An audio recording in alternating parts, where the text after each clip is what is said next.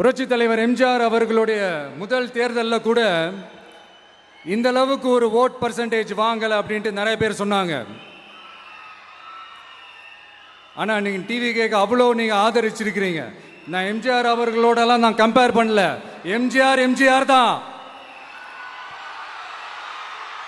ஆனால் நாம பெரியார், அண்ணா, எம்ஜிஆர் அவர்கள் வழியில் ஒரு அன்பா உழைக்க வந்த உங்க விஜய், அவ்வளவுதான்.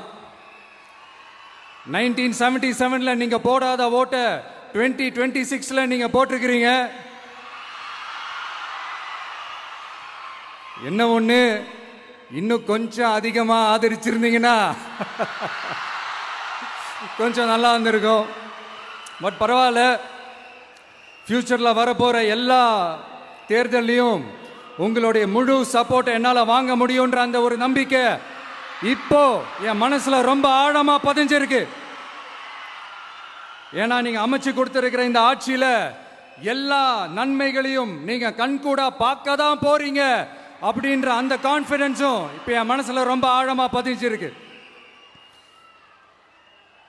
யார் எந்த நிலைமைக்கு எந்த பொசிஷன்ல போனாலும் இந்த கிண்டலும் கேலியுமா பேசுறது இருக்கதானே செய்யும். நம்மளை பற்றி, நம்ம அரசியலை பற்றி, நம்ம பேச்சை பற்றி இந்த கிண்டலும் கில்லியமா பேசிட்டு தானே இருப்பாங்க. அவங்க எல்லாருக்குமே என் சைட்லேருந்து ஒரே ஒரு ரிக்வெஸ்ட், தயவு செஞ்சு நிப்பாட்டிடாதீங்க. தயவு செஞ்சு கண்டினியூ பண்ணுங்க. நீங்க தான் என்னோட எனர்ஜி ஃபோர்ஸு. நீங்க பேசிக்கிட்டே இருங்க, பேசிக்கிட்டே இருங்க, பேசிக்கிட்டே இருங்க. நான் மக்களுக்கு தேவையான நல்லதை செஞ்சுக்கிட்டே இருப்பேன்.